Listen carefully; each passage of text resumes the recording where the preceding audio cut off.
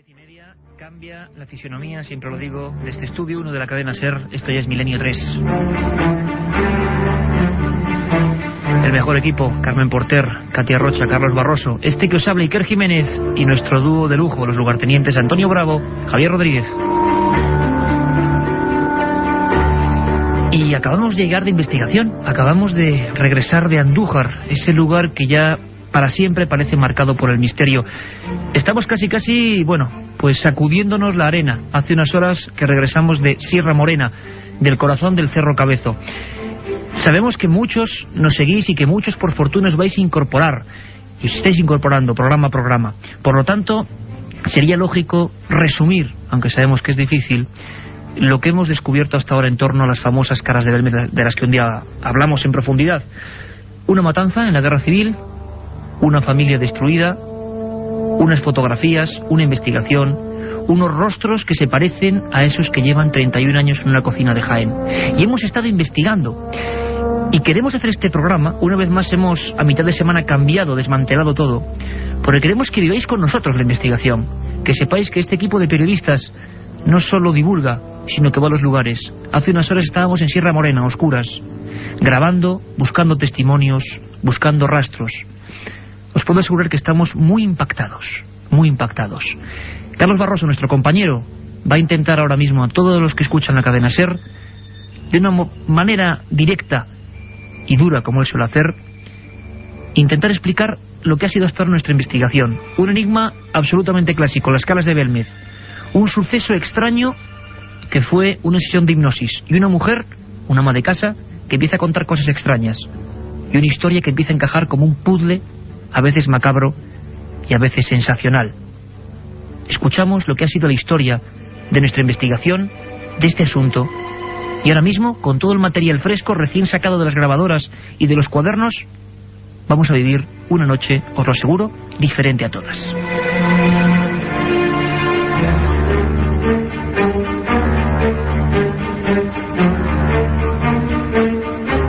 El 7 de febrero, una mujer, Ana Castillo, era sometida a una experiencia de hipnosis dirigida por Ricard Bru en la Casa de las Caras de Belmez. En estado de visión remota, comenzó a revivir escenas precisas de una matanza de mujeres y niños, angustia y muerte que indicaban un enclave concreto lejos del pueblo. Una matanza de una familia, un hombre fusilado, o unos tiros, unas piedras cayendo, una especie de como un edificio grande cayéndose, muchas cruces. Las descripciones de la sensitiva parecían dar en el clavo. María Gómez Cámara, dueña de la casa y solitaria compañera del fenómeno durante los últimos 30 años, asintió consternada. Ese episodio histórico era real, pero nadie lo conocía. Su hermana, cuñado y 5 sobrinas habían muerto en uno de los más tristes episodios de la guerra civil, la toma del santuario de la Cabeza en Andújar. Su recuerdo era constante, y así se lo confirmaba horas después a nuestro corresponsal Luis Mariano. En la guerra mataron a mi familia en la Virgen de la Cabeza. De 9 quedaron 2. ¿Y usted se acuerda muchas veces de esa familia, María? No me acordaba, era mi hermana, mi sobrina. La investigación de Milenio 3 se centró en encontrar a la única superviviente de aquella familia. Isabel Chamorro, exalcaldesa de Belmez, vio morir a sus hermanas y padres en aquel refugio bombardeado. Su testimonio nos dejó helados. Fue un milagro que no muriera, porque el cañonazo ya, cuando se derrumbó el santuario, murieron todos de cañonazo. Mi madre partía por la cintura, a la cabeza por un lado, el cuerpo por otro. Y yo en eso, en un pan de sangre de eso.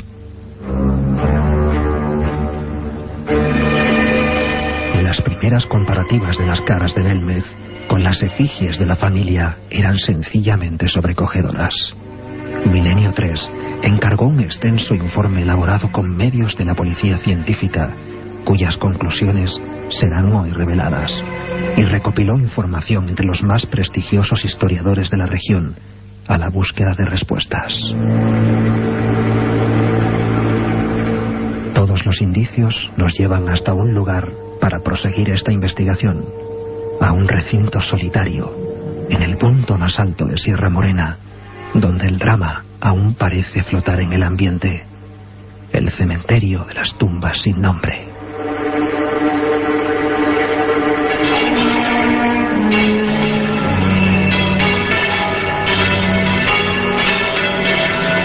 Y estamos escuchando las campanadas. Así sonaban hace apenas unas horas esta llamada desde lo más alto del Cerro Cabezo, Andújar. Un lugar donde tan solo algunos pequeños monolitos recuerdan la historia que ya aconteció. Una historia de muerte, una historia como tantas otras en tantas otras guerras. Una historia de la que hemos intentado buscar los supervivientes, la voz viva del recuerdo. 1937, mes de abril, hacía ya 246 días que más de 1.200 personas aguantaban, proclives al bando nacional, el asedio del bando republicano que se había alzado en Jaén. Curiosamente, hubo un sinfín de muertos. Lógicamente, muchos de ellos, errores, fueron civiles. No hubo otra familia más masacrada que la familia Chamorro. 7 niñas y sus padres prácticamente calcinados en aquel lugar. Lo más extraño, lo que Milenio 3 ha ido descubriendo, es que el golpeo fue especial, brutal. ¿Cómo nos quedamos cuando vemos en ese informe, del que vamos a dar algunos datos, que las comparativas ya no subjetivas nuestras de lo que nos puede parecer o no, sino la fría computerización nos muestra que hay algo más que casualidad en esos rostros? En esas 5 niñas hubo 2 supervivientes y sus padres. La madre era la hermana de María Gómez Cámara, dueña de la Casa de las Caras. Hemos buscado datos, hemos rastreado las montañas y hemos encontrado el testimonio de Antonio García. Tenía 9 años y conocía a la familia Chamorro. ¿Cómo no iba a conocer si estaba allí en ese asedio y era consciente? A esa familia con 7 niñas. Murieron en un lugar tétrico del que acabamos de regresar, la Casa Colomera. Tan solo el esqueleto de un edificio, unas piedras. Allí cayó un obús y mató a la familia entera. Lo recordaba así Antonio García, superviviente del asedio al Cerro de la Cabeza.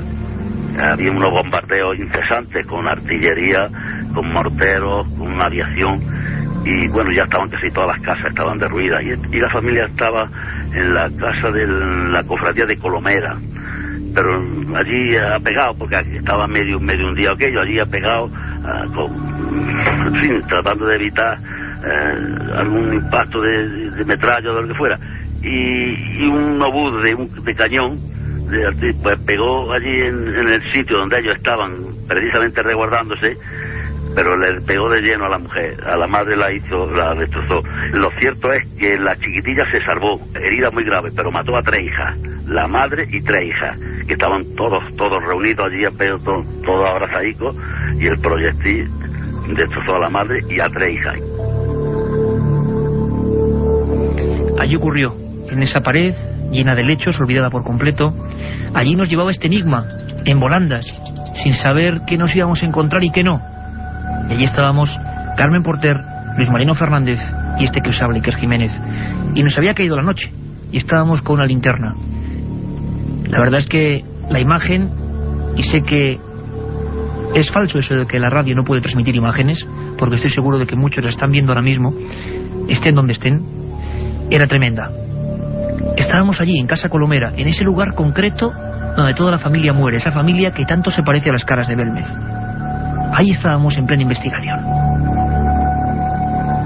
Nos encontramos ya en plena noche en el punto más alto de Sierra Morena, Cerro Cabezo, soledad absoluta, y estamos en un lugar que hace décadas que no se visita, completamente olvidado. A unos 500 metros de la pared sur del santuario se abre lo que se llamó Casa Colomera, completamente derruida. Fue el lugar donde murió la familia Chamorro tras la caída de varios morteros entre el 26 y 27 de abril de 1937.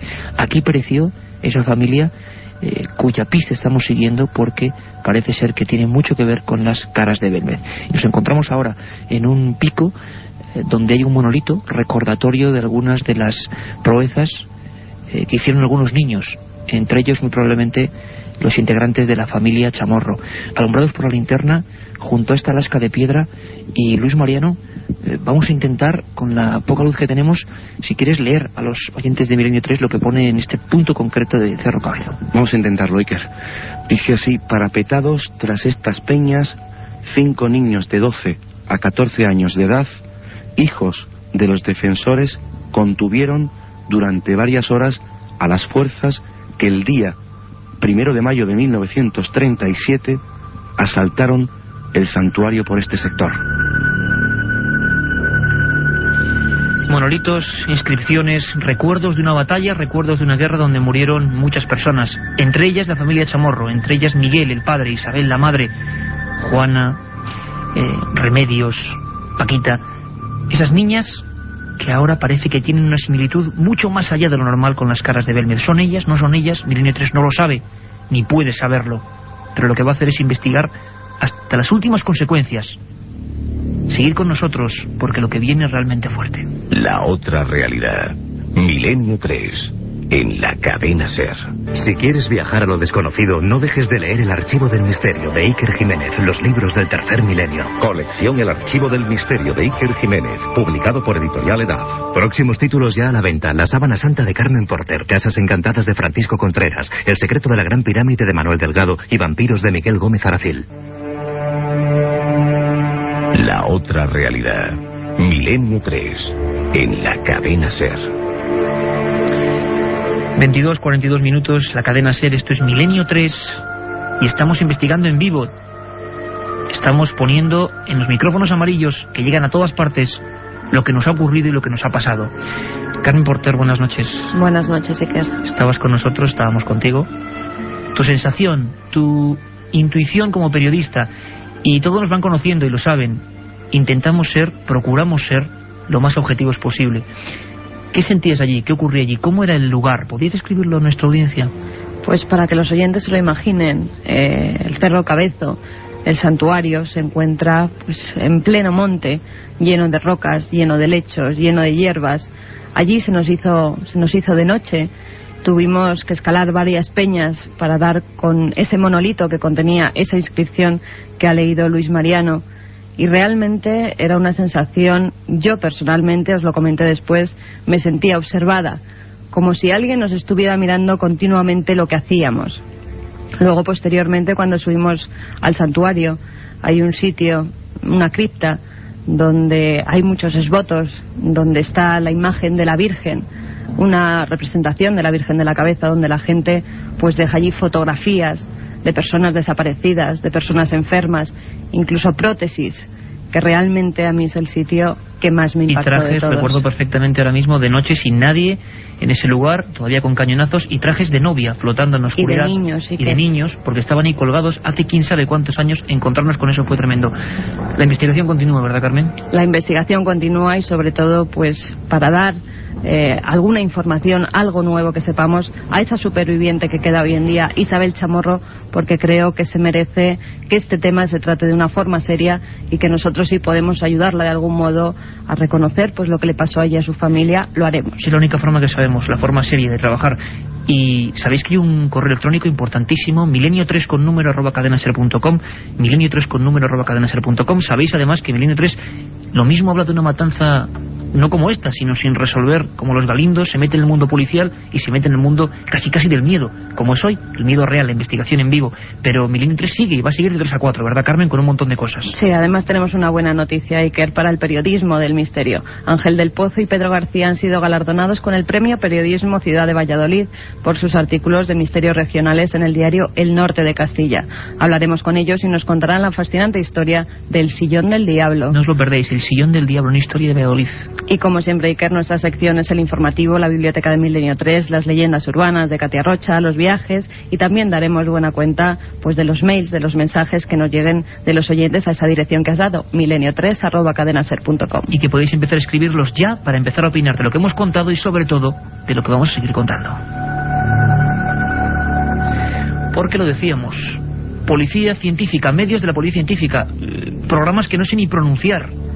Hay algunos que sí, más o menos, el Confront, MGI, bueno, sistemas que la Policía Científica Española y Scotland Yard utiliza para la robotización y para la comparativa de rostros. Dos compañeros excepcionales, José Manuel García Bautista y Rafael Cabello, unas gestiones y unas horas de trabajo, bueno, realmente encomiables, han permitido que accedamos a un informe absolutamente único. Nunca se ha hecho en España algo parecido. Hemos comparado las fotos de la familia Chamorro, pero no a simple vista, que ya es impactante, esas fotos de las niñas, esas fotos de la madre y el padre, con esas caras que todavía siguen en Belme de la Moraleda, sino que hemos reproducido el sistema informático policial para saber si se puede hacer un retrato robot, cómo realmente la proporción es exacta o no, si las simetrías son concretas. Estamos realmente impresionados. José Manuel García Bautista, informe en mano, nos hace este pequeño avance. Las conclusiones más importantes a las que hemos llegado, primero, imperaba la necesidad de comprobar si realmente aquellas imágenes se ajustaban a la realidad en una comparación con las fotografías, algo que no teníamos constancia. Y eso era lo primero que determinamos.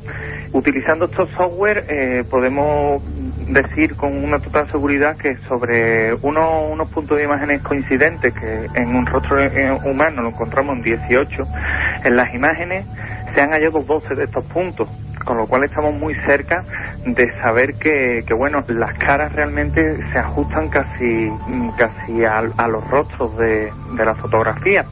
Aparte de ello, en cuanto a paralelismos y confrontaciones, el mínimo exigible que se exija a cualquier confrontación de imágenes es de un 40%. En el caso de las caras de Belme analizadas y los rostros facilitados en fotografías para que hiciéramos esta confrontación de rostros, se establecieron en un 68,3%. Podemos decir que son prácticamente imágenes familiares, ¿no? Los rasgos faciales y morfológicos de las caras de Belme también nos indican un grado de familiaridad o parentesco, analizando morfología, rostro, pómulo, arcos frontales y labios. Pues ahí prosiguen las investigaciones, como decía Carmen Porter, Milenio 3, periodistas que ni creemos ni dejamos de creer, solo sabemos investigar de manera multidisciplinar, y ahora mismo la informática nos dice eso. Hay algo más que casualidad entre esas caras y esos rostros. Estábamos en el santuario y llegamos plena noche, abriéndonos camino, como decíamos, con la linterna, hasta la pared de Casa Colomera, el lugar exacto donde esa familia deja de existir, con una tragedia que no podemos ni imaginarnos. Los cuerpos despedazados, como lo contaba Isabel Chamorro, la única superviviente al principio. Ahí ocurrió, ahí pasó. Y ahí decidimos una cosa, no por creer o dejar de creer, sino por probar. Decidimos dejar nuestros minidiscs, nuestras grabadoras digitales y analógicas, e intentar registrar algo. Escuchamos el momento en que llegábamos a Casa Colomera hace tan solo unas horas, en el corazón de Cerro Cabezo, Sierra Morena. Bueno, Iker, nos hemos desplazado unos 200 metros monte a través y nos encontramos en un lugar en ruinas, la Casa de Colomera, ¿verdad? La Casa de Colomera, según nuestras investigaciones, Luis, el lugar exacto donde la familia se refugiaba. Tenemos el testimonio, por ejemplo, de Antonio García, que tenía 9 años de edad, lo vamos a escuchar en el programa, que dice que estaban aquí, en sus palabras, todos arrejuntaicos en una especie de piña, se había quedado la familia sola, cayó uno de esos obuses e impactó directamente en el seno de la familia. La mayor desgracia ocurrió en este lugar de desgracias, ¿no? Fue conocido la historia de los Chamorro por eso, por ser un núcleo familiar completamente autodestruido.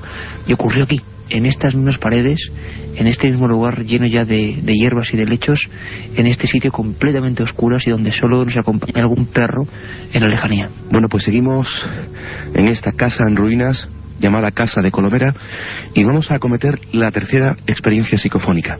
Me dispongo a introducir el micrófono en uno de los agujeros de las paredes de este lugar sin techo. Vamos a ello. Investigación en vivo, ya estaba el equipo de Milenio 3 grabando por si ocurría algo. Y ha ocurrido, algo ha pasado. Algo que sinceramente nos tiene un poco escamados a todo el equipo. Un sonido que vais a escuchar ahora. Un sonido que se repite tan solo en el lugar donde hay muerte, en el sentido de que solo en ese esquinazo donde murió, y lo tenemos preciso el lugar donde falleció la familia, y también en el último lugar donde va a acabar este reportaje, este programa de hoy. Ahí aparecen una serie de sonidos que, desde luego, veníamos convencidos de que tenía que ser el fallo de la grabación digital, del propio aparato, algo mecánico, porque no es concretamente voces, aunque hay voces. Y ahora mismo nuestros compañeros Javier Rodríguez, Antonio Bravo, Jorge Martínez, todos los que han intervenido en esta investigación a nivel de técnicos, los que han opinado, ahora vais a escuchar sus palabras, su sapiencia en torno a este tema. Pues resulta que hay voces ahí que intentaremos extraer. que dan bastante susto porque hablan precisamente de muerte, pero que tampoco podemos darle una excesiva importancia. Lo que sí nos deja realmente, como decía, inquietos es un sonido. Estábamos a muchos metros de distancia, con esponjas aisladoras, con grabadores digitales, con minidiscs precintados, y ahí no había nadie. Estamos en un lugar donde no hay absolutamente nadie, en mitad de la nada. De repente, en algunas psicofonías donde surge este sonido que vais a escuchar, los perros de muy lejanos puntos se ponían locos a ladrar. En este son los pájaros, era todo silencio y de repente los pájaros empiezan a piar de una forma tremenda y surge algo mecánico, un sonido mecánico, que nos parece sinceramente una puerta que se abre o una especie de cajón de madera que se abre y un sonido como de una onda que interferiese. Ahí no había absolutamente nada, no había postes de electricidad. Bueno, escuchad vosotros. En el momento de la grabación no se oía nada y estábamos ahí, con todo completamente aislado.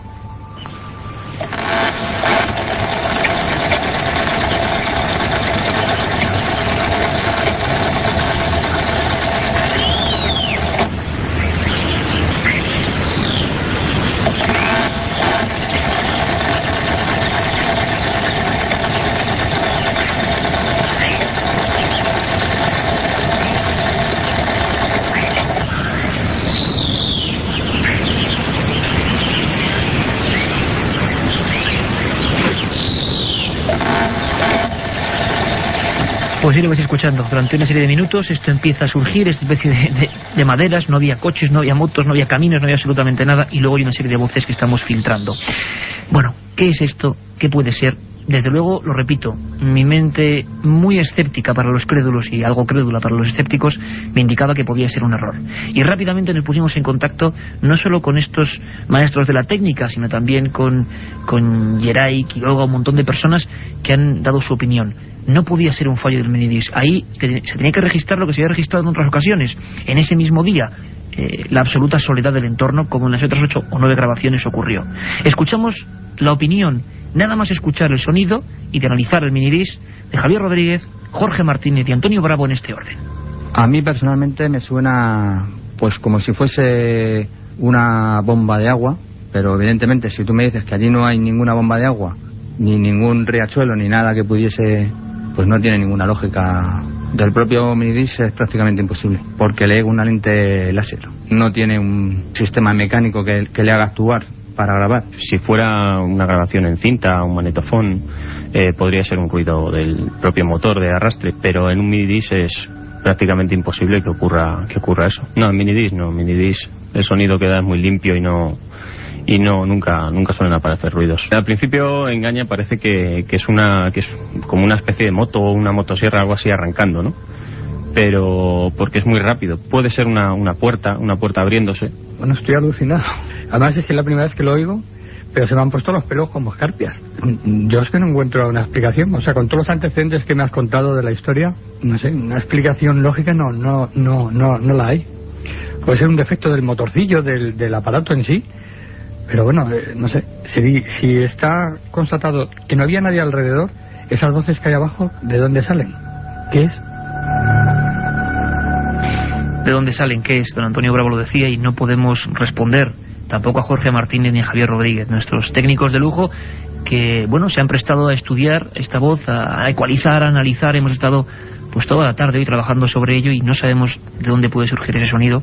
Y yo, que venía convencido de que podía ser algo natural, pues la verdad es que la inquietud va a hacer que volvamos a investigar, evidentemente. Preguntábamos a mucha gente en torno a esta investigación, esta vía que hemos perfilado en torno a Belmez y a la matanza del Santuario de la Cabeza, siempre diciendo al César lo que es del César, que esto surge en un programa concreto, con una hipnosis de Ricard Bru y con una persona, ama de casa, que empieza a describir una serie de historias que desde luego nadie conocía.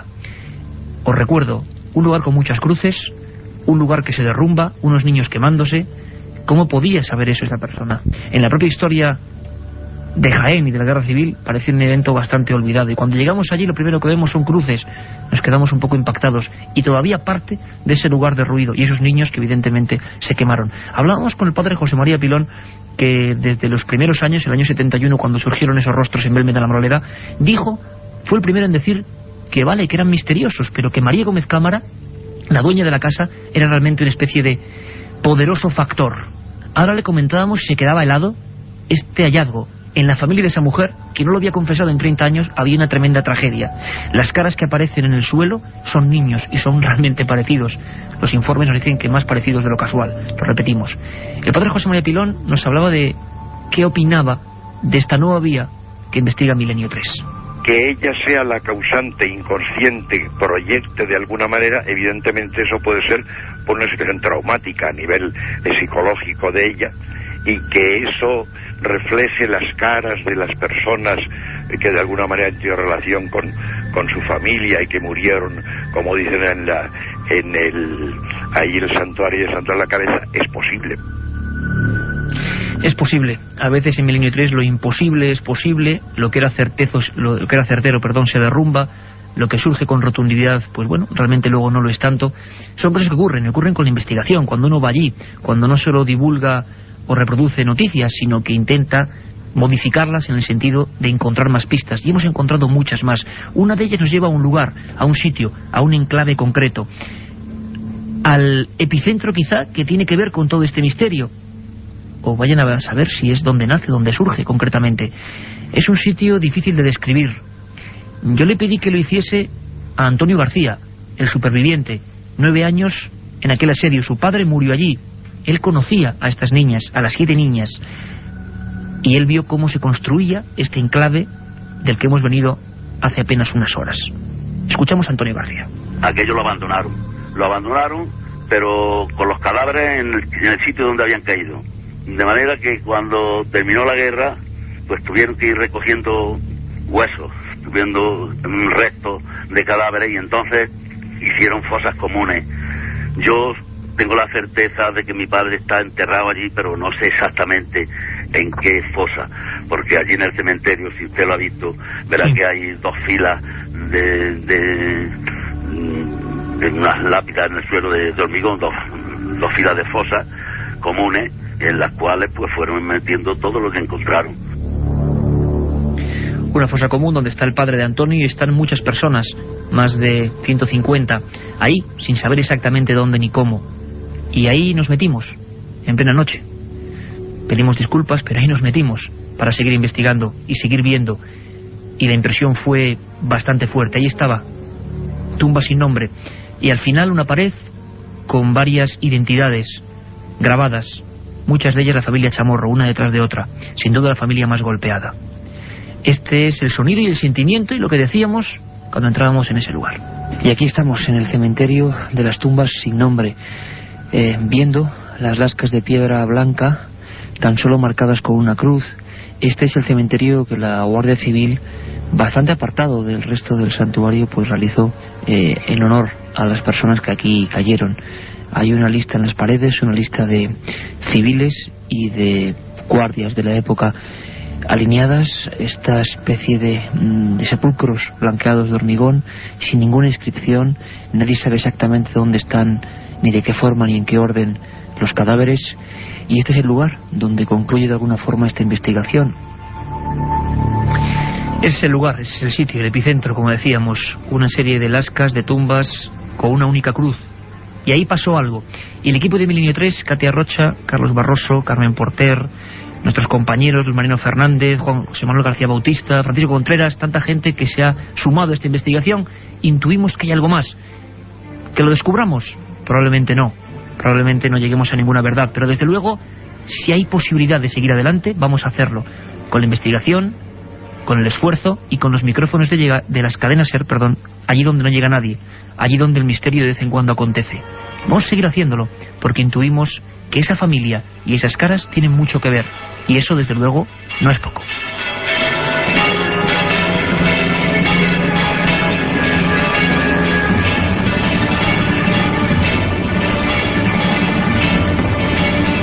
La otra realidad. Milenio 3, en la cadena SER.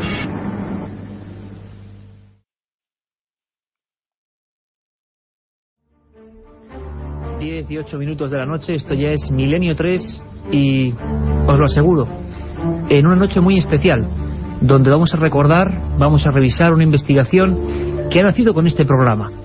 Una investigación que hemos seguido paso a paso y que hoy podemos compilar, resumir, como queréis decirlo. Una historia que nos ha marcado profundamente y que espero que después de esta hora os marque también a todos vosotros. El mejor equipo, como siempre, Katia Rocha, Carmen Porter, Carlos Barroso, vuestro amigo Iker Jiménez y, como siempre, un lujo en la técnica, el capitán don Antonio Bravo. Y con estos mismos acordes, lo recuerdo como si fuese ahora mismo, empezábamos una historia que, tengo que seros sincero, yo en un principio hasta desconfiaba. Era nuestro corresponsal Luis Mariano quien nos informaba de que en Belmez, ese lugar que ya todos conocemos, ese lugar que significa misterio, esa cocina de pastores estigmatizada por unas caras que nadie sabe quién son ni de dónde vienen, pues había ocurrido algo. Bueno, para ser sinceros también, había ocurrido muchísimas cosas. Sabemos que es muy difícil, para los que no pudisteis escuchar ese programa, poneros todo en orden y en antecedentes. Pero lo vamos a intentar. Prestar mucha atención. Nuestro compañero Carlos Barroso intenta sintetizar todo en 3 minutos. Así empezaba esta historia digna de la ciencia ficción, pero rotundamente real.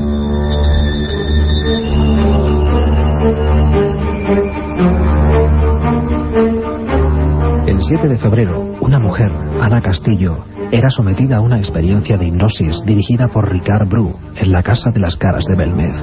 En estado de visión remota, comenzó a revivir escenas precisas de una matanza de mujeres y niños, angustia y muerte que indicaban un enclave concreto lejos del pueblo. Una matanza de una familia, un hombre fusilado, o unos tiros, unas piedras cayendo, una especie de... como un edificio grande cayéndose, muchas cruces. Las descripciones de la sensitiva parecían dar en el clavo. María Gómez Cámara, dueña de la casa y solitaria compañera del fenómeno durante los últimos 30 años, asintió consternada. Ese episodio histórico era real, pero nadie lo conocía. Su hermana, cuñado y 5 sobrinas habían muerto en uno de los más tristes episodios de la guerra civil, la toma del santuario de la Cabeza en Andújar. Su recuerdo era constante, y así se lo confirmaba horas después a nuestro corresponsal Luis Mariano. En la guerra mataron a mi familia en la Virgen de la Cabeza. De 9 quedaron 2. ¿Y usted se acuerda muchas veces de esa familia, María? No me acordaba, era mi hermana, mi sobrina. La investigación de Milenio 3 se centró en encontrar a la única superviviente de aquella familia. Isabel Chamorro, exalcaldesa de Belmez, vio morir a sus hermanas y padres en aquel refugio bombardeado. Su testimonio nos dejó helados. Fue un milagro que no muriera, porque el cañonazo ya, cuando se derrumbó el santuario, murieron todos de cañonazo. Mi madre partía por la cintura, a la cabeza por un lado, el cuerpo por otro. Y yo en eso, en un pan de sangre de eso. Las primeras comparativas de las caras de Belmez con las efigies de la familia eran sencillamente sobrecogedoras. Milenio 3 encargó un extenso informe elaborado con medios de la policía científica, cuyas conclusiones serán hoy reveladas, y recopiló información de los más prestigiosos historiadores de la región a la búsqueda de respuestas. Todos los indicios nos llevan hasta un lugar para proseguir esta investigación, a un recinto solitario, en el punto más alto de Sierra Morena, donde el drama aún parece flotar en el ambiente, el cementerio de las tumbas sin nombre. La otra realidad, Milenio 3, en la cadena SER. Esas campanas eran las del santuario de la Cabeza. Ahí están las tumbas sin nombre. El mismo título, del libro que hemos realizado Luis Mariano y servidor, que para nosotros es mucho más que una aventura escrita. Ha significado muchísimas cosas y creo que cuando es verdad pues se transmite. Y además hemos tenido el placer y la fortuna de vosotros, tantos cientos de miles fieles ahí, habéis seguido con nosotros cada pesquisa nueva, porque lo hemos vivido tal y como iba ocurriendo, sin saber qué venía después.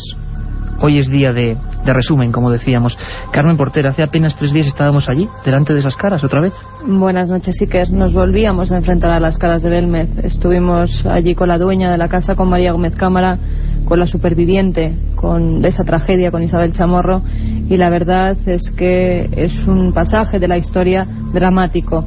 Ya lo pudimos vivir en el Santuario de la Cabeza en Andújar y lo hemos revivido estos días con las protagonistas de los hechos, porque son ellas, y a ellas yo creo que va dedicada vuestra obra, Iker. Por supuesto, y hay un terremoto, ¿verdad?, de conciencias.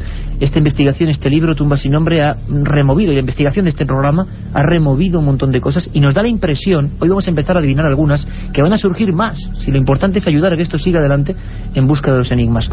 Yo quiero saludar a la otra parte de toda esta historia. Recuerdo perfectamente esa noche, esa crónica que nos dejó helados.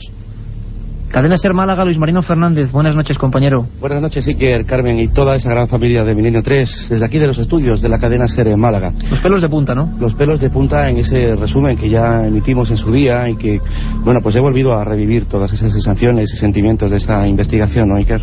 Ha sido increíble, porque yo creo que hay dos cosas sobre todo principales, que gracias a tu intervención, gracias a tus pesquisas, encontramos dos nexos importantes. Uno, que hay una familia cuyas caras, cuyas fotografías se parecen terriblemente, casi milimétricamente, a esas caras de Belmez, a esas manchas, a esos trucos para algunos que nadie ha logrado resolver, a esas figuras, en definitiva, que se asoman al cemento sin que sepamos por qué, y hay que decirlo, que han motivado investigaciones notariales. Aquí tuvimos los testimonios que han investigado la Brigada de Investigación Criminal.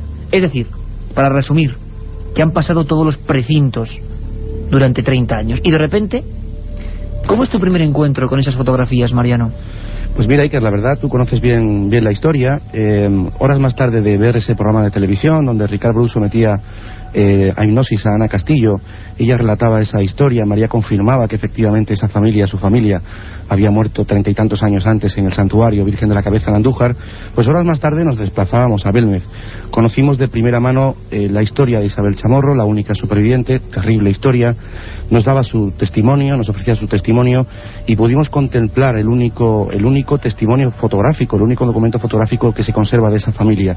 Y yo la verdad, Iker, cuando contemplé aquella fotografía de esa familia me quedé muy impactado, porque efectivamente yo ya podría ver, por lo menos de forma visual, que efectivamente había un cierto paralelismo parecido con algunos rostros de la casa de María. Algunos rostros, Mariano, si me permites, que además son en torno a los que ha girado todo el fenómeno.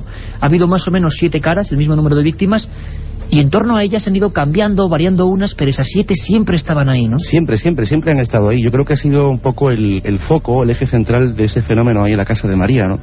Y gracias al fantástico trabajo de nuestra compañera en televisión, haciendo una comparativa de las caras y los rostros, pues ya vinisteis vosotros a Málaga, visteis las fotografías, las comparativas, y os quedasteis también muy impactados y pensando, y sobre todo intuyendo, de que había ahí historia, de que teníamos que buscar, teníamos que recorrer kilómetros, entrevistar a gente y sobre todo levantar pistas para encontrarnos con todas estas historias trágicas y también, bueno, pues esperanzadoras, si cabe, ¿no?, de toda esta increíble investigación.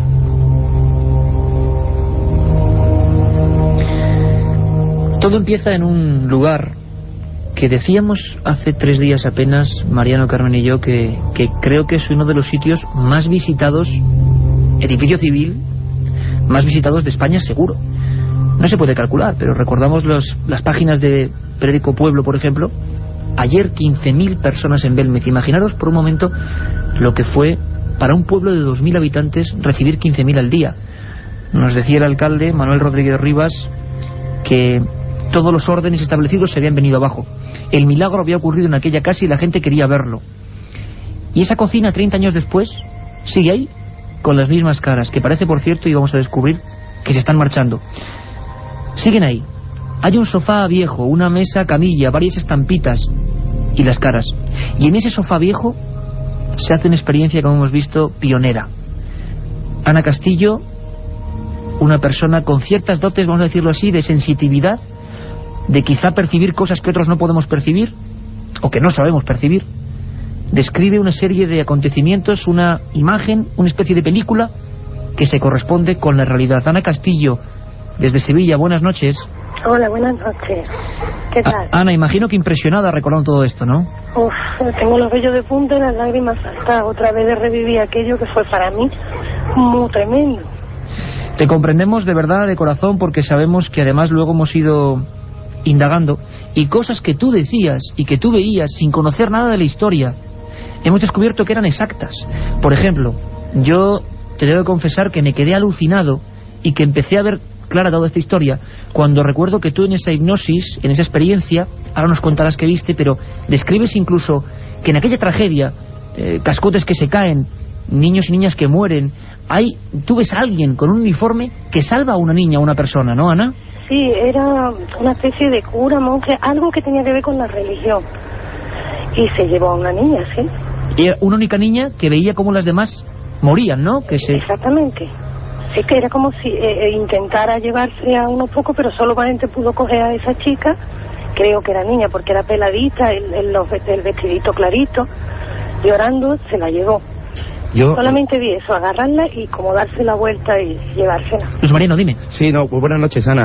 Hola, buenas Encantado noches. de saludarte. Y yo, lo que sí quiero recordar, Iker, fue cuando nos quedamos muy impactados, cuando Ana, en esa sesión de hipnosis, ella relataba un lugar con muchas cruces, ¿no? Nosotros, ella no conocía ni esa historia, ni ese lugar, y tú y yo tampoco, Iker, conocíamos el santuario. Y cuando subíamos por aquellas curvas y ya avistábamos el santuario, la primera fotografía que se nos presenta ante nuestros ojos son cruces. Y recuerdo aquel momento, pues, de forma muy emotiva, porque, caramba, es que coincidía perfectamente con lo que relataba Ana Castillo, ¿no? Y sobre todo, ese cementerio de las tumbas sin nombre, una serie de lápidas, no sabemos exactamente quién hay debajo, los números varían, están en una loma, mi impresión es que bastante olvidados, tengo que decirlo así, por las autoridades, yo creo, no por las personas y familiares, por supuesto. Esas tumbas no tienen nombre, son una lápida blanca y una cruz, y nos quedamos de nuevo impresionados cuando dijimos, caramba, ¿cómo es que Ana Castillo veía ya esto? De cruces constantemente. Ana, ¿cómo fue la experiencia? ¿Dolorosa? ¿Terrible? ¿Tú sentías todo eso? ¿Qué es lo que te venía a ti, lo que sentías a flor de piel en ese momento? Lo primero era el sentimiento, era como una especie de empatía. Entonces sentía el dolor, la soledad, un desgarro por dentro, tenía el corazón apretado, porque lo primero que yo sentí fueron las emociones. Yo iba siguiendo, yo lo primero que vi fue a una niña pequeña que iba corriendo y al principio era toda oscuridad. Después se aclararon un poco esas oscuridades y me metí de lleno en un caos, pero lo primero era el miedo y el dolor, sentimientos de miedo y de dolor. A medida que iban avanzando esos flashes y esas visiones, las escenas eran terribles para la persona que las mira desde fuera, porque está sintiendo todo ese miedo, incluso los olores, el ruido que te ensordecía. Era tremendo. Incluso un edificio... No paraba de llorar en todo aquello porque no podía hablar, no me salían las palabras porque tenía cogida la garganta, incluso en estado de hipnosis como estaba. Incluso un edificio, Ana, que se caía, o piedras que se derrumbaban sobre esa gente, ¿no? Sí, se caían desde arriba, con un ruido tremendo. El ruido provenía de otros sitios y las piedras se caían. Y la tierra se levantaba también de donde estaban, o sea, por donde corría la niña y las personas. Y escuchabas incluso disparos. ¿Y cómo te quedas, Ana? Y te lo pregunto a nivel personal, te lo preguntamos todo este equipo de Milenio 3, cuando vamos indagando en la historia y sabemos que esa familia y no otra, esa familia que tiene que ver con la Casa de las Caras, el 26 de abril de 1937 moría en una especie de covacha cuyas piedras cayeron encima de los cuerpos, que solamente se salvó una, gracias a la intervención de una persona en el último momento, dos personas, pero una que pudo contarlo se salvó en el último momento. ¿Cómo te quedas cuando sabes que el lugar está lleno de cruces y que esas niñas mueren ahí, en uno de los episodios más trágicos de la historia de España? ¿Cómo te quedas tú, Ana, cuando ves que has acertado sin conocer nada de la historia? A mí no era una cosa de acertado o no, yo sencillamente tuve una visión aterradora y el porrazo o el golpe más fuerte fue cuando vi la fotografía de Isabel y reconocí inmediatamente la carita de la niña pequeña. Ahí yo dije, me desmayo, me caigo redonda al suelo porque lo que yo he visto ha existido, porque a esa niña la he visto corriendo en un caos de piedras y de ruido y de disparos. Era esa niña, Ana.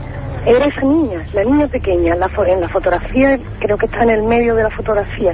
Sí, recordamos Ana, Iker, cuando efectivamente tú, Ana, viste por primera vez ese cuadro fotográfico. Isabel Chamorro se queda muy impactada porque tú dijiste, la niña. Ella en principio tampoco sabía lo que había acontecido en casa de María. A mí tampoco me conocía, no sabía qué es lo que íbamos buscando, y cuando Ricardo me puso enfrente la fotografía, Yo lo único que vi fue a la niña. Yo dije, esa es la niña que yo he visto. No te cupo ninguna duda. Vino después. Ana, y por último, sabemos que es duro porque lo has vivido de verdad. Yo me acuerdo la primera entrevista que te hice, me transmitiste la emoción sincera de alguien que es que lo ha vivido. Ana, cuando has visto las caras, ¿las has visto de forma distinta? Cuando vi las caras, ¿a qué te refieres? A las caras que están en el suelo, las caras de Belmez. Mira, cuando la primera vez que vi las caras, para mí era una cosa que me intranquilizaba. Solamente eso. Yo las vi la primera vez y era una cosa que me ponía muy nerviosa. Pero sabía que tenían algo, que tenían que decirme algo, no aquellas caras, sino de donde fuera. Cuando ya vi las fotos, las comparaciones, entonces fue cuando aquello realmente ya se me vino como una cosa impresionante. Todo empezaba a encajar. Ana, queremos darte un abrazo muy fuerte de todo este equipo. Sin ti, creo, y sin la perspicacia en un inicio de Ricard Bru y de esa experiencia, no hubiéramos llegado absolutamente a nada. Y quizá gracias a ti estamos más cerca que nunca de descubrir uno de los mayores misterios de la historia de la parapsicología. Un abrazo muy grande, Ana Castillo. Vale, a vosotros. Un beso muy fuerte a todos. Un programa que se sumerge en el otro lado de la realidad. Milenio 3, con Iker Jiménez y todo su equipo en la SER. Luis Mariano, desde Málaga, era esa niña, la niña que esa mirada, esa expresión, Paquita Chamorro, 4 años, en algún punto de una fosa común, ¿no? Yo creo, Iker, tú bien sabes que esta niña, Francisca Chamorro, ha sido un poco el motor de toda esta investigación, ¿no? Desde un principio, cuando contemplamos su rostro en aquel cuadro fotográfico, parece que de alguna manera nos hablaba, nos decía, ¿no? Nos susurraba: buscad, porque vais a encontrar. Buscad porque vais a encontrar. Fue como una llamada y que nos obligó a hacer todo esto. Han sido 3 meses de verdad de casi rozando, yo creo, la obsesión con esta historia, viendo que los datos encajaban perfectamente. Y quién sabe, Iker, si desde el otro lado, si este existe, yo no lo sé, puedo intuir que sí, pues nos hayan en cierta manera ayudado, ¿no? ¿Por qué no decirlo?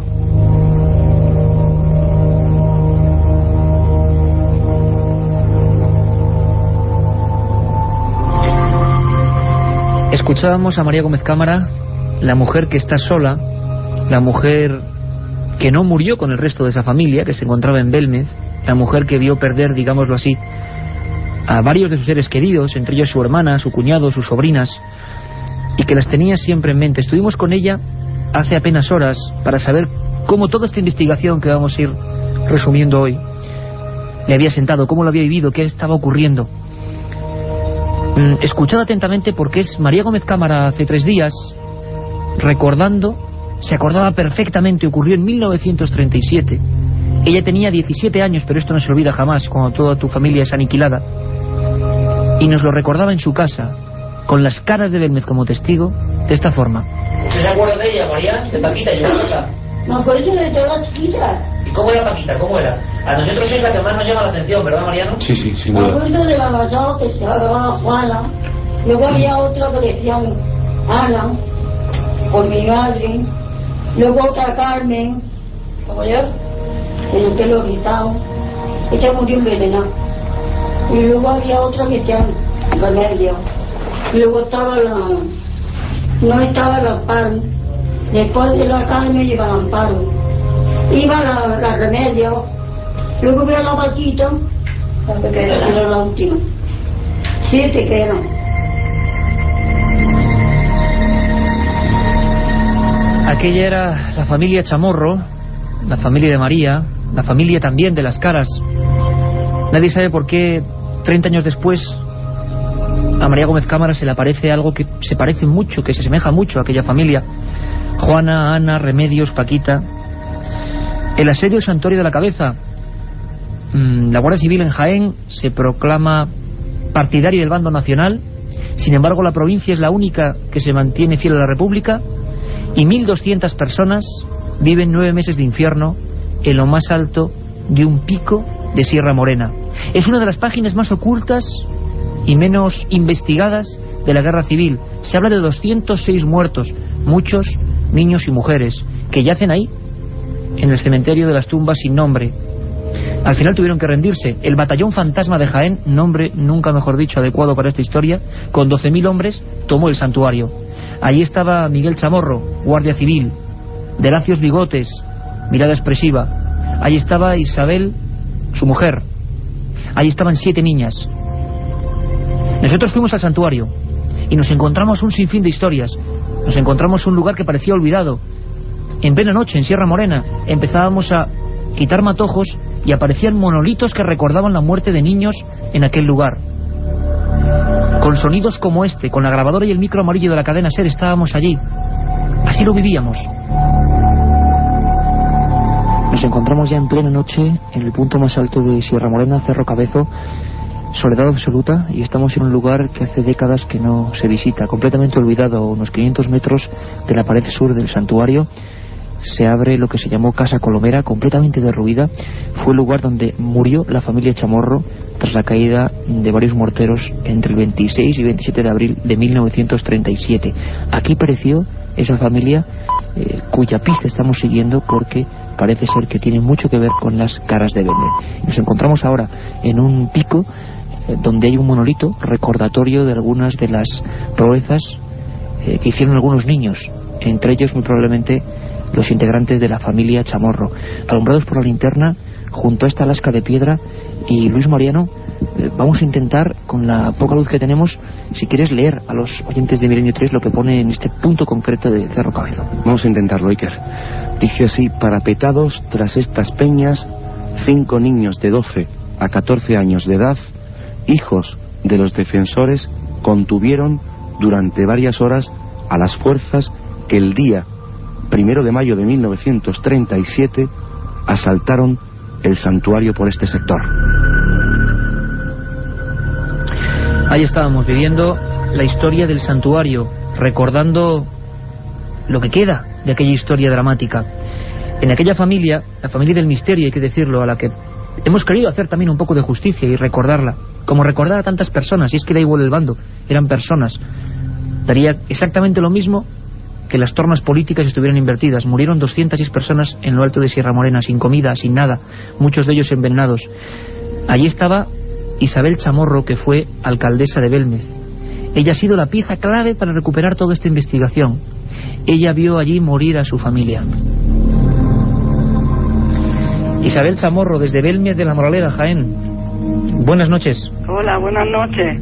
Isabel, sé que de alguna forma te estamos haciendo pasar un mal rato, pero tú sabes que es para dejar las cosas en su sitio y para demostrar que parece ser, Isabel, no sé qué piensas tú, que las caras y tu familia tienen algo que ver, algo. ¿Tú qué opinas, Isabel? Yo no sé, en fin, como yo ya, desde que todo esto, pues no quiero ni mirar las caras. ¿No quieres mirar las caras? Porque las ves distintas, Isabel. Las ves distintas, las caras, esas caras por las que tú tanto has luchado. Tú como alcaldesa de Belmez te enfrentaste a mucha gente. Claro que sí. Pero ahora, ¿por qué las ves distintas? Pues ahora no, es que me da que no las puedo ver, que no las puedo mirar. A mí me gustaría, Iker... Buenas noches, Isabel. Hola, buenas noches. Pues primeramente agradecerte en nombre de todo el equipo del programa y bueno, pues hacerlo público. Agradecerte, muchas gracias, Isabel, por darnos la oportunidad, por contarnos tantas historias, por confiar en nosotros, porque tú has sido el alma, sin duda, de este libro, Isabel. Muchísimas gracias, de verdad, Isabel, sí. ¿Qué te ha parecido esta investigación, este libro? ¿Cómo lo has sentido, ahora tú que lo has leído? Que yo lo primero también, ya que me estás dando las gracias, vamos a tener que repartir las gracias, porque yo también tengo que daros las gracias por muchas cosas. En primer lugar, daros las gracias por el nombre de mi familia. Es que me emociono. Perdóname. Lo sabemos, Isabel, lo entendemos. Mi familia, que seguro que desde el cielo lo están haciendo también. También por mi hermana madre Amparo, que no os digo nada porque hablar de ella que me emociona mucho. Lo sabemos perfectamente, Isabel, y no queremos tampoco más que seas testigo, que seas testimonio de esta investigación, porque tú estabas allí. Los recuerdos, imagino, tú eres muy pequeña, pero deben ser terribles. Aquello debió ser una odisea, ¿no? 9 meses, no le podemos... los hombres y mujeres de hoy en día, yo creo que esto no podemos imaginarlo, y vemos lo crudo que fue nuestra guerra civil. Estabais en un pico, sin comida. Tu padre y 2 de tus hermanas mueren primero envenenados, ¿no? Porque iban a buscar comida y se equivocaron al coger raíces, ¿no? Claro, no había nada que comer, y no solamente ellos, a otros. Bueno, yo no sé nada porque yo tenía 1 año, pero lo he oído contar y los libros que lo he leído, y no solamente ellos, pero claro, ya estaba todo tan agotado que ellos pues cogieron lo que vieron, y ya como estaban muertos de hambre, pues cogieron y comieron, y entonces pues murieron por el camino. Y después muere el resto de tu familia, ¿no? Y luego el resto, ya cuando 2 o 3 días antes de tomar el santuario, pues de los cañonazos, pues murieron los demás, y yo salí muy herida. Y mi hermana Amparo, pues porque la cogió un guardia civil de un brazo y se la llevó, y por eso ella pues se libró. Y yo fue un milagro que saliera, porque salí muy herida pero con vida. Que es lo importante, Isabel, eso sí que hay que dejarlo también claro, y por eso lo has podido contar. Y tú, Isabel, al ver las comparativas que hemos hecho, al ver el análisis de la policía científica que luego vamos a comentar, ¿cómo te has quedado al ver a tu hermana Paquita, a Juana, a Ana, a Remedios, y lo que se parecen algunas caras? ¿Has empezado a, no sé, a preguntarte cosas? Sí, yo es que, sí, le veo, pero ya te digo que es que hasta ahora no he tenido valor de yo, el estudio ese de la policía, de cuando me vea más serena, de comparar y de mirarlo bien. Es lo mismo que el libro, me ha gustado mucho, pero lo he leído con tantos nervios y derramando tantas lágrimas que me ha gustado mucho, pero tengo que leerlo más despacio. A mí me gustaría... Considero que es un libro estupendo, un buen trabajo de investigación y de sentimientos. Y por eso, pues, yo sé todo lo que habéis hecho y quiero yo agradeceros también, principalmente por la amistad que me habéis dado, que ha sido sana, sincera, generosa, además por vuestra entrega total en hacer este libro, que es serio, real, y no habéis escatimado tiempo ni trabajo, habéis tenido mucho trabajo informándose en muchas fuentes, haciendo muchos kilómetros, y sobre todo poniendo mucho corazón y mucho cariño. Sin duda alguna, Isabel. Yo me gustaría, Iker, decirle a Isabel, y ella lo sabe, a toda nuestra audiencia, que este libro, Tumba sin nombre, pues está dedicado a ella y a todos los que tienen a los suyos en cementerios de tumbas sin nombre. Y me gustaría retrotraernos un momento en el tiempo, porque Isabel Chamorro, como bien decía Iker, fue alcaldesa de Belmez del año 74 al año 76.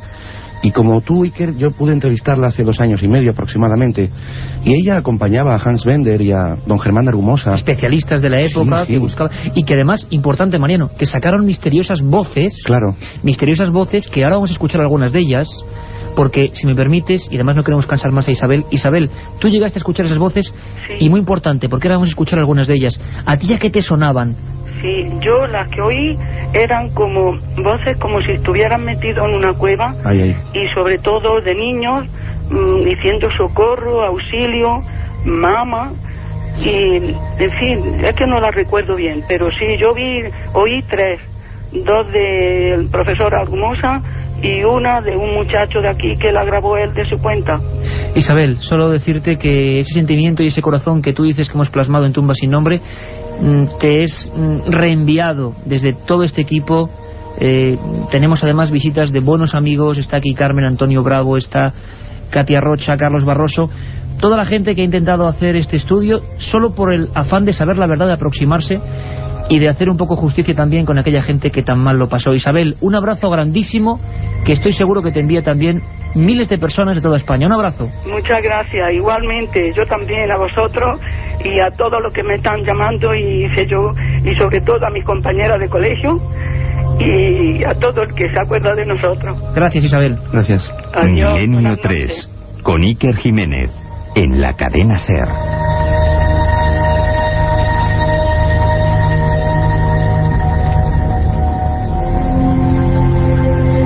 Importante, bueno, tremendo, Isabel Chamorro, la única superviviente de esa familia, la familia de misterio, la familia que se parece a las caras de Belmez según los análisis policiales informáticos, casi nada. Pero hay más. Isabel habla de voces. En Belmez de la Moraleda, Jaén, la parapsicología, entonces naciente sobre todo en Centro Europa, vio un filón, vio la casa donde todo era posible, y se empezaron a grabar con aquellos viejos Nágara y aquellos viejos Revox que tanto añoramos también muchos de los que hacemos radio. Se empezaron a hacer grabaciones psicofónicas. La primera de ellas, y lo hemos podido descubrir, fue realizada por miembros de la Universidad Complutense con el catedrático José de Solas a la cabeza. Y es muy curioso saber que la primera psicofonía, de la que hemos perdido, no hay copia, pero el informe existe en la Complutense, decía un nombre. Nadie lo entendió entonces. Ese nombre era Isabel. Isabel era la madre de esta familia, Isabel Gómez Cámara, muerta por supuesto junto a sus niñas en aquel santuario. Las voces han seguido demostrando que querían decir algo, no sabemos qué es, ya nos conocéis, ni una cosa ni otra, pero desde luego es que hasta prácticamente ayer, hablamos de diciembre de 2002, han surgido nuevas psicofonías, y ahora, indudablemente, no podemos evitarlo, hacemos paralelismos, describen un mundo terrible, describen un mundo de dolor. Dentro de apenas un minuto, en una pequeña pausa que vamos a hacer, vais a escuchar algunas de las últimas psicofonías obtenidas en Belmez de la Moraleda, y todos vamos a poder opinar. La otra realidad. Milenio 3. En la cadena SER. 1937. 200 personas mueren trágicamente en el santuario de la Virgen de la Cabeza. 1971 aparece el fenómeno de las caras de Belmez. 2003. ¿Qué relación existe entre estos dos episodios? Descúbralo en Tumbas sin nombre. Un apasionante libro de Iker Jiménez y Luis Mariano Fernández. Una tragedia, un misterio, una investigación. Editado por Editorial Edad. Un programa que se sumerge en el otro lado de la realidad. Milenio 3, con Iker Jiménez y todo su equipo en la SER. Estamos aquí todos en el estudio 1, se me olvida hasta decir el mail, milenio3 con número @cadenaser.com, porque esta noche tenemos noche de oyentes y podéis opinar de todo esto que estamos hablando, milenio3 @cadenaser.com. Estamos además en buena compañía con Francisco Contreras, con uno que ha sido mi maestro en la radio, don Antonio Muro. Estamos todos aquí viviéndolo, como decimos, casi entre sombras. Antonio Bravo a los mandos y muy impresionado también, y no queda casi nada, ¿sabéis? Incluso las voces obtenidas por Joaquín Abenza, ingeniero informático murciano y presidente del CIFE, que son escalofriantes. Carmen Porter, pero tenemos que dar el avance como siempre de lo que hay de 3 a 4, esa sección y ese programa de Milenio 3, esa porción de Milenio 3 que nunca varía. ¿Qué tenemos para esta noche? Pues como bien has dicho, Iker, esta madrugada abriremos los teléfonos a los oyentes a partir de las 3:10 más o menos, después del informativo. Todos los que queráis podéis llamar al teléfono gratuito 900-100-800. A partir de las 3, no ahora que luego se colapsa todo, a partir de las 3. Allí recogeremos vuestras llamadas y podéis plantearnos vuestras dudas, vuestras felicitaciones, si queréis plantearnos algún tema para el programa o contarnos alguna experiencia propia, como ha pasado otras veces que hemos abierto los micrófonos. Como no, también está el mail que has dado antes, milenio3 @cadenaser.com, del que daremos buena cuenta a lo largo del programa. Nuestras secciones, muchas de ellas contestarán a vuestras dudas. Tendremos leyendas urbanas, conspiraciones, historias perdidas, un menú de lo más completo, Iker. Pero también hay que anunciar una cosa. Estamos hablando de Tumbas sin nombre, de esa investigación que se ha realizado en Belmez de la Moraleda y en el santuario de... ¿Qué hemos todo este equipo realizado? Y en el santuario de la Cabeza en Andújar. Pues bien, el miércoles, el próximo 9 de julio, se presentará en la Casa de Cantabria, en Madrid, que está en la calle Pío Baroja sin número, esquina con Menéndez Pelayo. Se presentará este libro con todas las imágenes, pondremos vídeos, habrá de todo. Estaremos todo el equipo de Milenio 3 también apoyándonos tanto a Luis Mariano Fernández como a ti. Y queremos contar pues con todos los oyentes, todos aquellos que queráis, estáis invitados. Por entrada supuesto, gratuita. La entrada gratuita. Miércoles 9 de julio a las 8 de la tarde, Casa de Cantabria.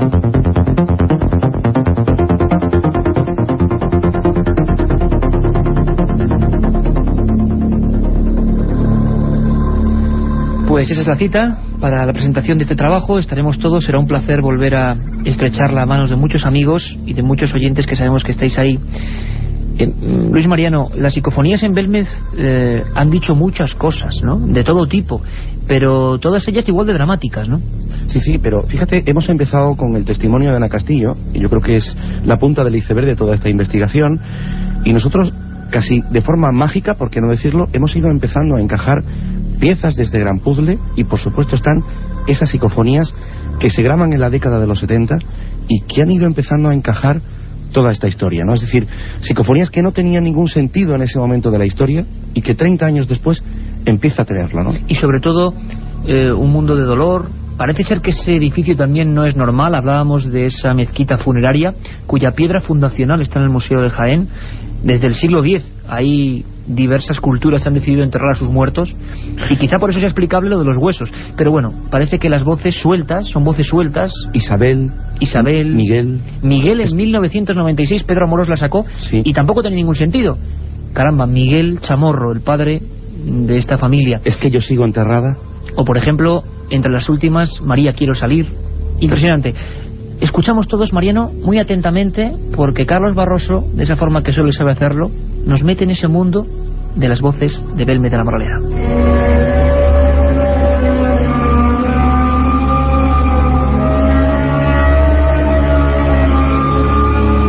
Palabras amenazantes, frases cortas y lamentos prolongados. Nombres concretos que parecen enganchados al aire durante décadas. Gritos, chillidos, muerte.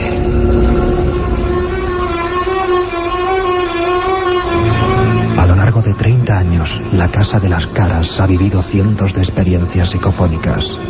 Ayer y hoy, con diferentes tecnologías, los resultados nos remiten a un mundo sombrío, a una banda sonora de desgracias que quiere perpetuarse en aquel lugar.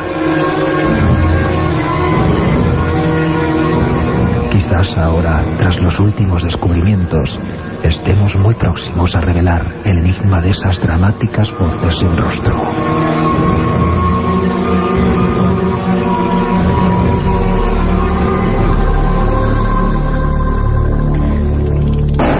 Sabemos que las psicofonías os apasionan, tienen un poder casi mágico, porque veíamos y casi salta una repentinamente, pero la hemos atrapado a tiempo.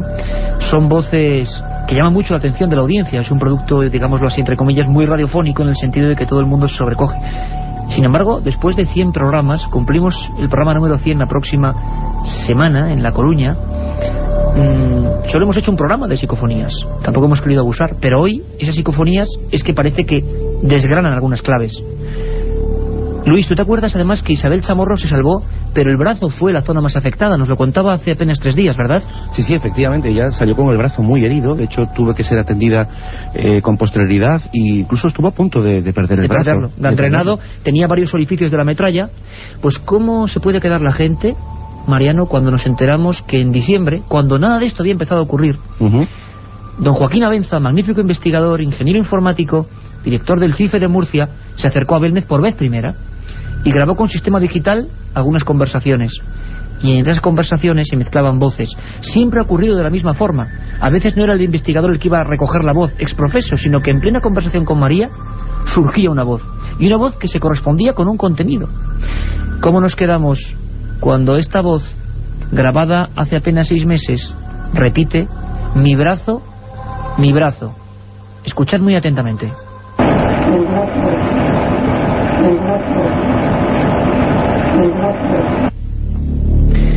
Luis, ¿qué te parece? Tremendo, tremendo. La verdad es que, pues como esta psicofonía, muchas cosas más en esta investigación que nos ha dejado perplejo, helados, y yo ya no sé qué pensar. Y que es una investigación, como bien sabes, que nos ha cambiado pues de forma brutal, y ha habido muchas extrañas coincidencias, todas como estas. Todas como estas. Por ejemplo, si vemos la película de los hechos, vemos a una familia, 9 miembros, 7 de ellos encerrados 26 de abril del 37.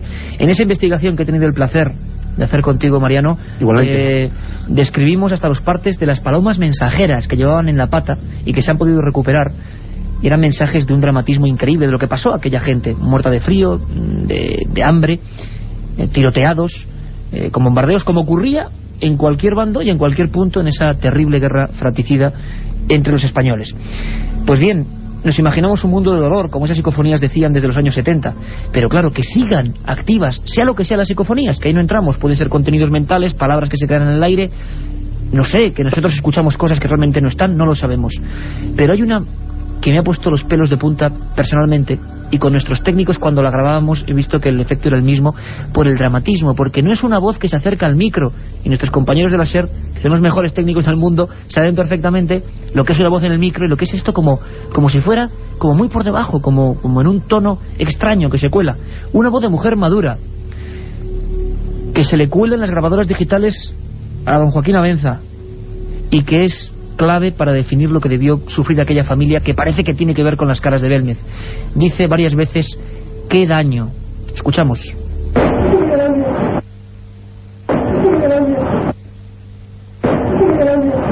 Con un dramatismo tremendo, ¿verdad, Mariano? Con un dramatismo tremendo, y que yo creo que casi sufriendo, ¿no? O sea, esa es la frase, sufriendo. Y quizá para cerrar esta, si me permites, Mariano, esta inmersión, ¿no?, en un mundo tan subjetivo, desde luego, pero que está ahí, que parece que se corresponde con el ambiente que se vivió en esa casa y en ese santuario. Una que ya pusimos, que es tremenda, que obtiene un gran amigo que ha colaborado en este libro, don Pedro Amorós, también ingeniero informático, y con unos medios sofisticadísimos graba una de las más claras, que parece una amenaza, y que ahora habría que pensar si se refería a alguien de la familia, si era algún contenido mental de aquella batalla del año 37. Dice: matar a él. Matar a él. Matar a él. Matar a él.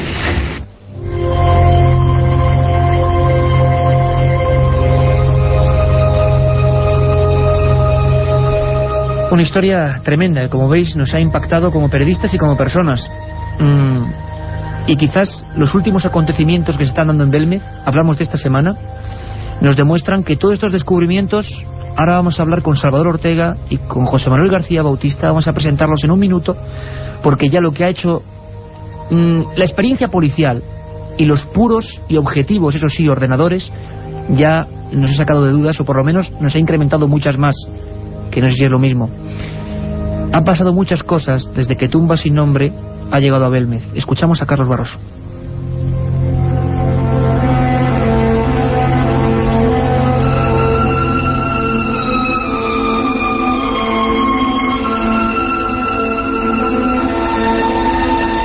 La repercusión en Belmez de los descubrimientos revelados en Tumbas sin nombre solo puede calificarse de brutal.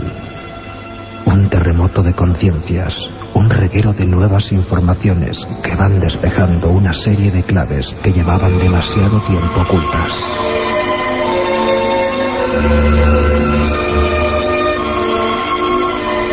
Una historia de matanzas y recuerdos, de traumas y desgracias que por algún resorte desconocido se han plasmado sobre el suelo de cemento de esa pequeña casa perdida en la serranía de Jaén.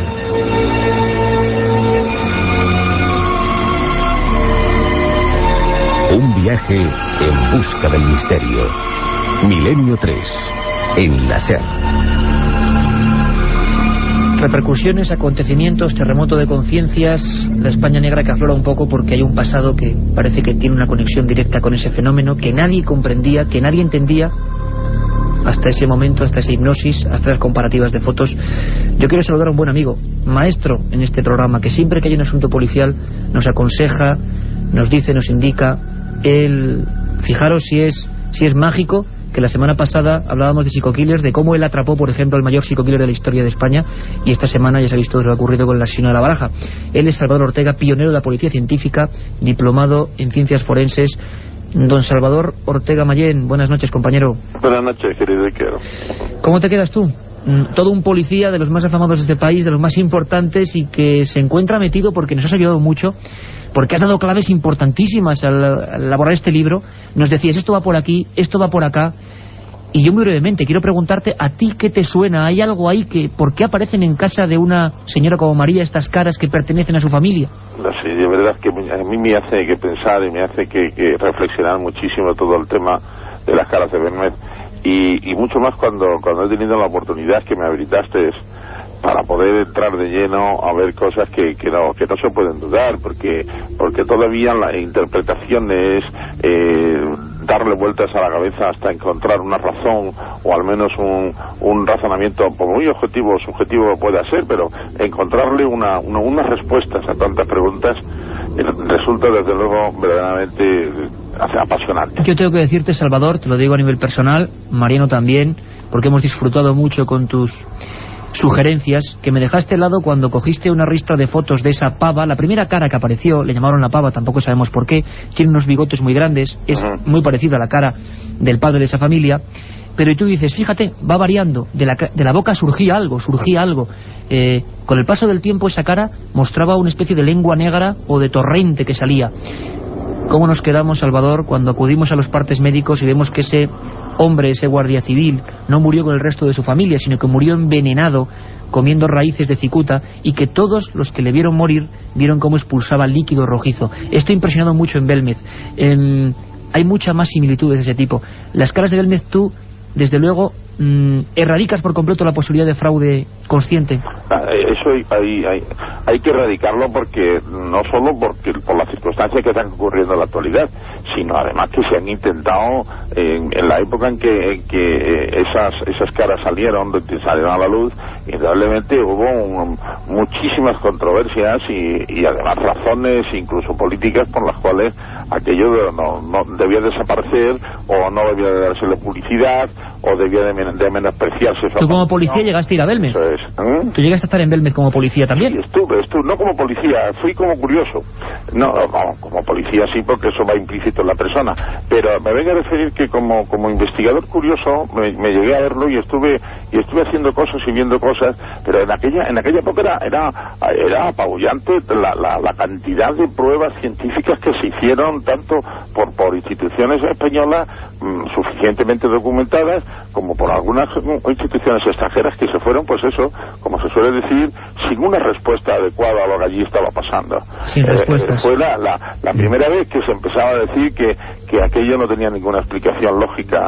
Había que inclinarse, entonces no estaban de moda los fenómenos paranormales, y había quien hablaba de fenómenos psíquicos, e incluso yo llegué a encontrar alguna que otra vez versiones, recuerdo de un psicólogo francés que se metió muy de lleno en el tema de las caras de Belmez, creo que también estuvo por ahí, y que achacaba aquellas apariciones a la proyección de alguna persona que estuviese indudablemente en conexión muy directa con lo que estaba pasando. Y todo el mundo miraba a María. Si me permitís, quiero saludar también, en la recta final, a José Manuel García Bautista, nuestro compañero y corresponsal en Andalucía, que junto a Rafael Cabello, expertos informáticos, han realizado un trabajo impresionante, que es el que va en mitad de todo el libro. Por vez primera hemos podido comparar esas caras de Belmez, que están ahí impertérritas, con los rostros de la familia.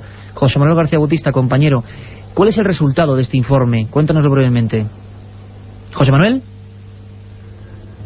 Vamos a ver, José Manuel García Bautista, si puede atendernos. José Manuel, ¿nos escuchas? Sí, ¿qué? Perdón, había habido un pequeño lapsus. Muy rápidamente, estamos en los últimos minutos. ¿Qué nos dice, para que todo el mundo nos entienda, esa comparativa de más de una semana de programas informáticos policiales? ¿Qué similitud, qué arrojan los ordenadores, José Manuel? Pues a modo de resumen y siendo muy concluyente, lo que nos dicen los ordenadores después de las pruebas realizadas es que las caras de Belmez, las teleplastias de Belmez, en comparación con lo que son los retratos de la familia Chamorro, pues tienen un grado de similitud de casi un 70%, un 68% largo, lo cual nos indica que son algo más que caras familiares, y lo cual nos induce a poder afirmar con casi total seguridad que las caras de Belmez y los retratos de la familia Chamorro pertenecen a las mismas personas. Yo quiero que todos escuchéis, José Manuel, Mariano, Salvador, un pequeño documento, es muy breve, lo hemos sacado en Belmez hace prácticamente horas, y es por vez primera cuando María Gómez Cámara a nosotros nos dice que cree que eso pueden ser sus difuntos y que por eso enciende siempre una vela. Escuchamos. También, pues se llama alma de mi difunto, o son espíritus que hayan venido de otro sitio y quieran, y necesitan luz. La entiendo ahí dentro, no saco aquí las luces. Pues no me digan que yo enciendo las luces, le enciendo luz a la cara. Claro. La entiendo allí en la otra cocina. Una vela que ahora estará encendida. Luis Mariano, impresionante. María nos decía ya que con las pruebas en la mano, tú fuiste el primero en llevárselas, tiene que admitir la evidencia, ¿no? Desde luego. Hombre, ella en un principio, llorando, lo decía llorando, negaba con la cabeza que se trataba de su familia, pero sin duda alguna en esta última visita pues casi lo ha admitido, ¿no? Yo creo que ella está teniendo un proceso interno también, pues el cual yo creo que van a salir muchas más cosas, Iker. José Manuel García Bautista, se han comparado ojos, se han comparado distancias, se han comparado cosas milimétricas, y los ordenadores han dicho que hay rasgos de un parecido por encima de lo normal. El 40% se considera ya lo normal, ¿no? Efectivamente, a partir de un 40% ya nos dice que el resultado es una cara, un rostro familiar, ¿no? O sea que pertenece al entorno familiar de la comparativa. Cuando ya pasamos a niveles que superan el 60%, tenemos un cierto grado de seguridad de que la cara pertenece al sujeto a estudio, ¿no? Pues ahí está el misterio, José Manuel, es que no tenemos apenas tiempo para más.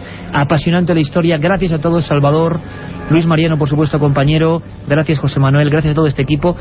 Ha sido un viaje imposible resumirlo todo en una hora a este misterio que estamos indagando, el misterio de las tumbas sin nombre. Os esperamos para seguir contándolo el miércoles en esa presentación y por supuesto os esperamos luego de 3 a 4, tumbas sin nombre. Nos quedamos con un misterio que sigue sin resolver o cerca de resolverse.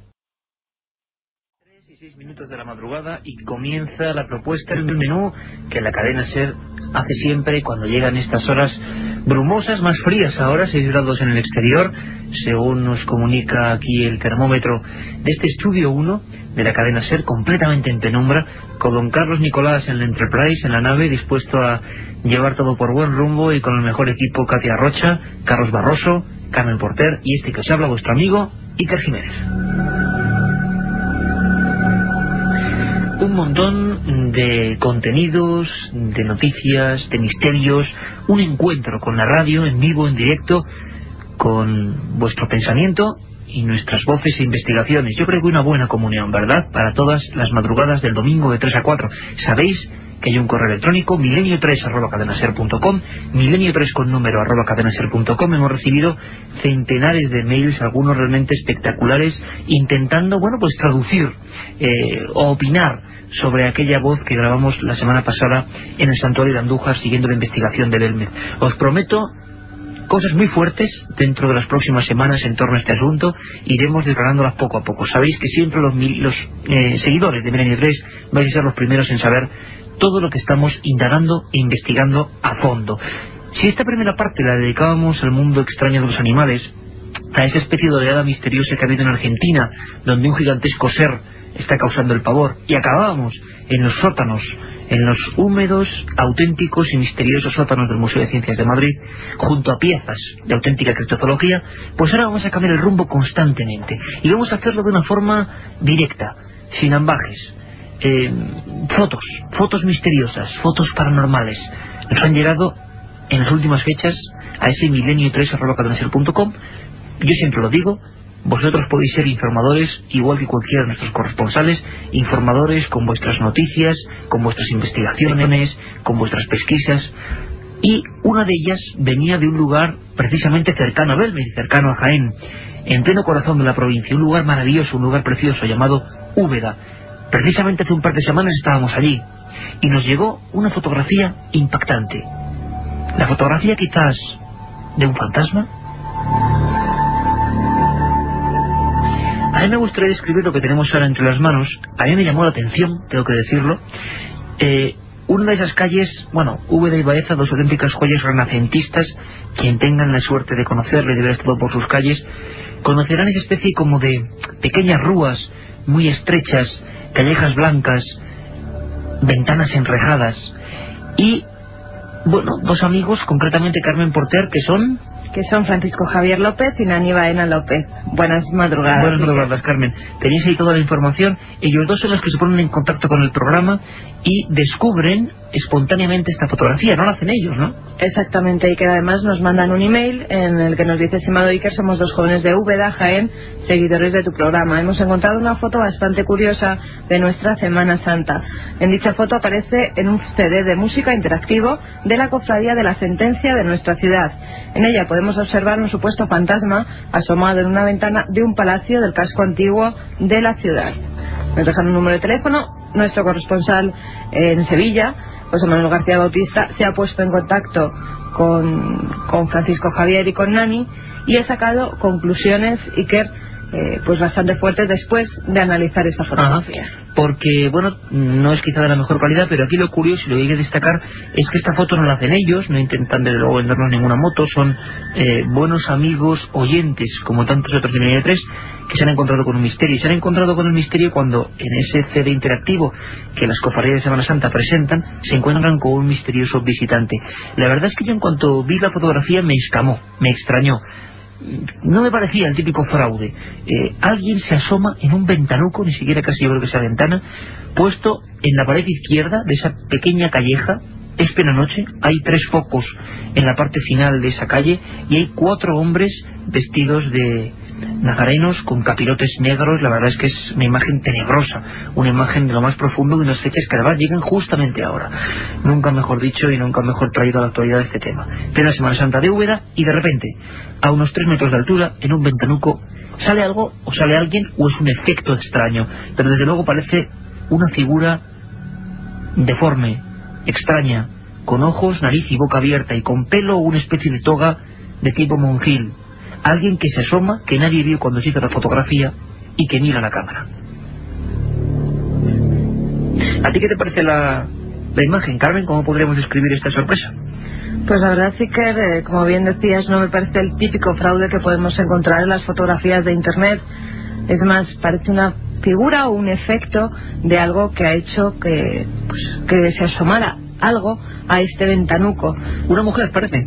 A mí me parece una mujer y en vez de pelo, como tú decías antes, me parece que más bien lleva una toga o lleva un tocado o algo, ¿no? Un tocado, un pañuelo en la cabeza. Se ven perfectamente los ojos, la nariz y la boca, pero lo que me extraña es que es como no se ven ni hombros ni brazos, es simplemente la cabeza que asoma por ese ventanal.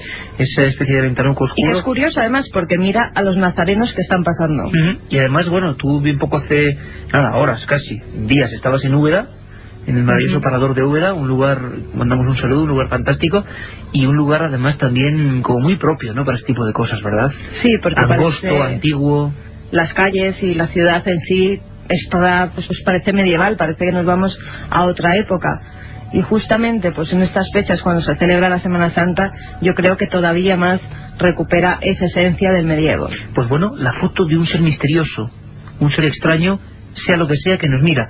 Y decías, Carmen, que José Manuel García Bautista tenía documentos de última hora en torno al análisis de la foto. Siempre que hay una cosa informática, recurrimos a José Manuel, nuestro corresponsal de Sevilla, y su compañero también informático, Rafael Cabello Herrero, y grandes expertos en el manejo del software de este tipo de análisis gráficos, y hay cosas curiosas, ¿no? Sí, en cuanto les mandamos las fotografías se las remitimos a ellos, que son los que se encargan de estudiar pues todas esas fotografías extrañas que nos mandáis a milenio3@cadenaser.com, y ellos teníamos esta noche a José Manuel García Bautista y esto era lo que nos decía. En un aspecto bastante tenebrista se distinguían un conjunto de nazarenos por una calle de Úbeda y en la parte superior derecha una ventana pequeña a la cual se asomaba un invitado no esperado, un invitado transparente, translúcido, con actitud de sorpresa. Analizamos la foto aquí en Sevilla, tanto mi compañero Rafael Cabello como yo. Hicimos un análisis de color, de brillos, de intensidades, de volumen. Lo último que estamos haciendo es comparando el pixelado de la fotografía, ya que nos llegó con poca calidad. Y la verdad es que la fotografía muestra como hay una figura realmente extraña, una figura que no parece haber sido fotomontada. Nuestra impresión sobre la misma es que la fotografía parece ser real.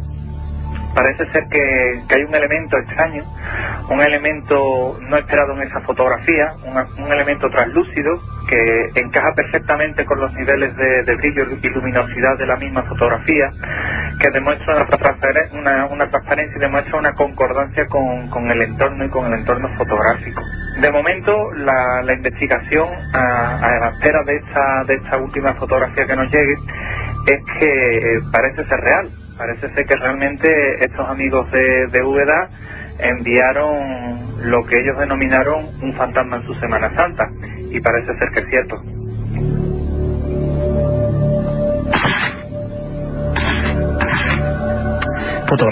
Fotografías impactantes. La cámara registró el misterio y estaba José Manuel García Bautista, bueno, pues dando su opinión. De momento lo más importante quizá que el pixelado, para los que no somos expertos, el trazado, el punteo mínimo de la figura, pues cuando uno recorta algo, hace un fotomontaje, a niveles mínimos pues se ve la diferencia que hay de brillo, de intensidad.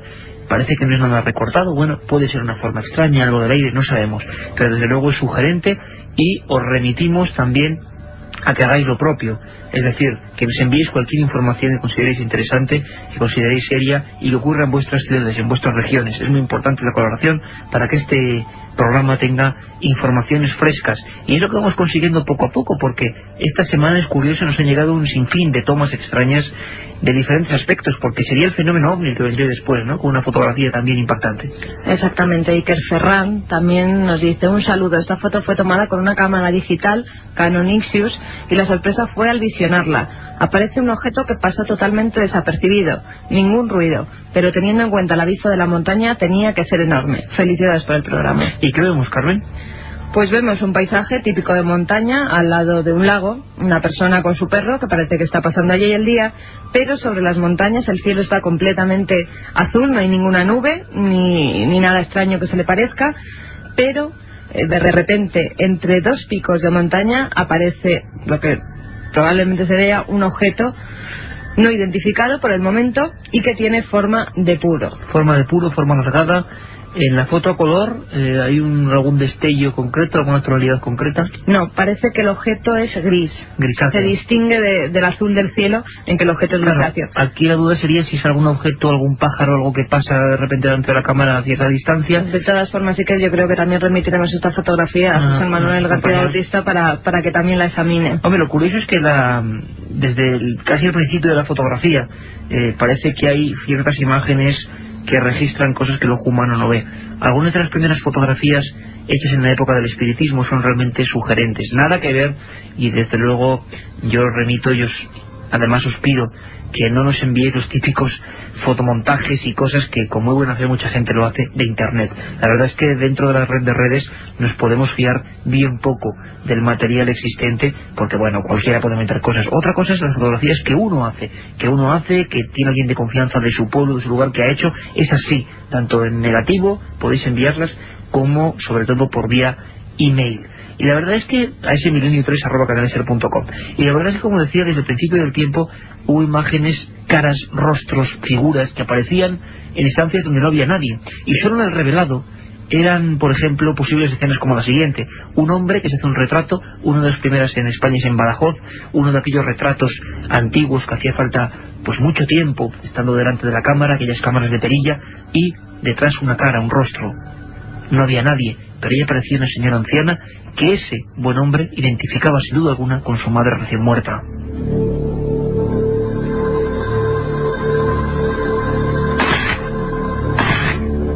Es el mundo de la fotografía extraña, el mundo de lo que el ojo no ve, como diría alguna popular serie televisiva.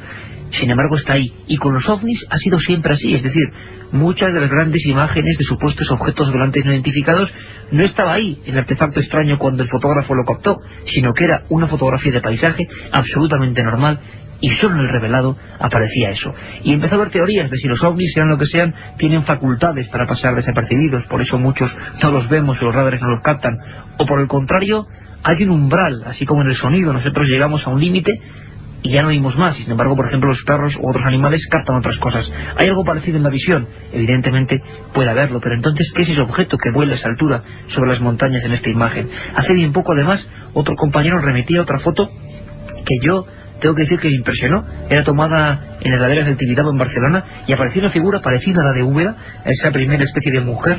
Esta vez era un medio cuerpo, la foto de su padre descansando, tomando una Coca-Cola junto al coche en una mesa de campo, y detrás aparecía este ser. Bueno, son fotos de individuos que no sabemos si están ahí, si la cámara lo recoge por algún sentido, y hemos tenido incluso más, Carmen, noches de fotografía misteriosa. Esta misma noche Jesús Baldrich nos ha remitido también una información. Nos dice: hola, buenas noches, me llamo Jesús y soy un chico de Zaragoza.